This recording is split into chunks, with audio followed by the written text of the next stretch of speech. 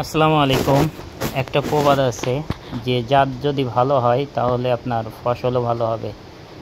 ভালো জাত ভালো জাতের চারা রোপণ করলে আপনি দীর্ঘ সময় এরকমের ফলন পাবেন। এটা হচ্ছে জাত নির্বাচনের ক্ষেত্রে অবশ্যই আপনাদেরকে গুরুত্ব দিতে হবে। অবশ্যই যেখান থেকেই চারা নেবেন আপনারা ভালো জাতের চারাটা নেবেন। ভালো জাতের চারা নিলে আপনার জমিতেও এরকমের ফলন আসবে। এটা হচ্ছে যশোরের লতিরাজ বাড়িয়ান।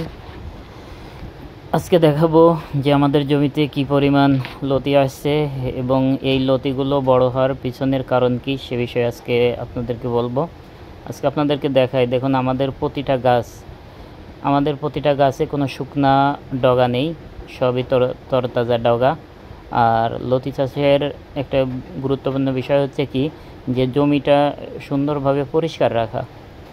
আমাদের জমিতে কোনো ঘাস পাতা নেই এবং দেখুন অবাঞ্ছিত কোনো ডগা নেই, মানে যে ডগাটা বয়স হয়ে গেছে, লাল হয়ে গেছে, এমন কোনো ডগা আমাদের জমিতে নেই। আমাদের প্রতিটা গাছেই 3-4টার বেশি ডগা নেই, কারণ ডগা যদি বেশি থাকে তাহলে গাছের শক্তিটা উপরে চলে আসে এবং গাছের গোড়ায় শক্তি কম হয়ে যায়। আর গাছের গোড়ায় যখন শক্তি কম হয়ে যাবে তখন লতিগুলা লম্বা হবে না, লতিগুলা খাটো হবে। এই জন্য আপনারা যারা লতি চাষ করেন এই দিকগুলো অবশ্যই খেয়াল রাখবেন যে আপনাদের জমিতে যখন 1 সপ্তাহ বা 10 দিন হয়ে যায় তখনই আপনি কিন্তু এই পুরাতন যে ডগাগুলো থাকে এগুলো ভেঙে দিবেন। আর ডগা ভাঙার নিয়ম হচ্ছে যেদিন লতি কাটবেন তার পরের দিন ডগা ভাঙবেন এবং ডগা ভাঙার একদিন পরে আপনারা জমিতে সার দিবেন। আপনারা একটা জিনিস খেয়াল রাখবেন যে যেদিন আপনারা ডগা ভাঙবেন সেদিন কিন্তু কোনোভাবেই জমিতে সার দেওয়া যাবে না। কারণ হচ্ছে যে যেদিন ডগা ভাঙা হয় সেদিন কচুতে যে এক ধরনের কষ বের হয়, এই কষ বের হওয়ার সময় যদি আপনি জমিতে সার দেন তাহলে ওই যে স্থানে ডগা ভাঙা হয়েছে ওইখানে যদি সার লাগে তাহলে ওইখান থেকে পচন ধরে। এই দিকগুলো আপনারা খেয়াল রাখবেন যে যেদিন লতি কাটবেন তার পরের দিন ডগা ভাঙবেন, তার পরের দিন আপনারা জমিতে সার দিবেন। এইভাবে আপনারা শিডিউল মেনটেন করবেন। আপনারা কোনো কাজ একসাথে করতে যাবেন না। একসাথে করতে গেলে দেখা যাচ্ছে একটু সময় বাঁচবে কিন্তু আপনার জমির অনেক ক্ষতি হয়ে যাবে। তাই যারা এরকমের ফলন পেতে চান অবশ্যই অরিজিনাল জাতটা রোপণ করবেন। আর অরিজিনাল জাতটা রোপণ করলে আপনাদের জমিতে এরকম ফলন আসবে।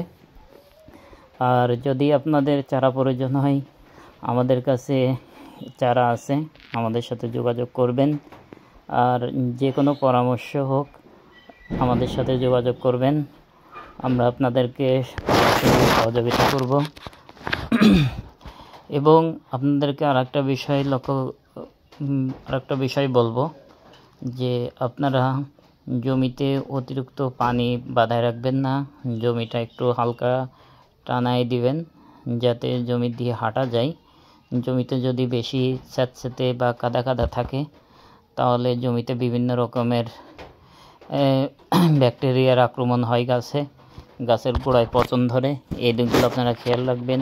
এমন অবস্থায় পানি দেবেন যে একদিন পানি দিয়েছেন 3 দিন বা 4 দিন পরে আবার পানি দেবেন। প্রতিদিন পানি দেওয়ার দরকার নেই যে আপনি প্রতিদিন পানি দিয়ে জমিতে পানি বাঁধায় রাখবেন, এটার প্রয়োজন। আপনি একদিন পানি দেবেন, দেখবেন যে জমিতে একটু কাদা কাদা আছে, জো আছে, আবার 3-4 দিন পরে আবার পানি দেবেন। এইভাবে আপনারা জমিতে পানি দেবেন। বেশি পানি দিলেই যে লতি বড় হবে তা না, মাঝে মাঝে জমিটা টানায় দিতে হবে। এই দিকগুলো আপনারা খেয়াল রাখবেন। আর এই জাতটা যদি আপনারা চাষ করতে চান অবশ্যই স্ক্রিনে দেওয়া নাম্বারে যোগাযোগ করবেন। আমাদের কাছে এই জাতের চারা আছে। আর যারা নতুন নতুন ভিডিও পেতে চান অবশ্যই আমাদের চ্যানেলটি সাবস্ক্রাইব করবেন।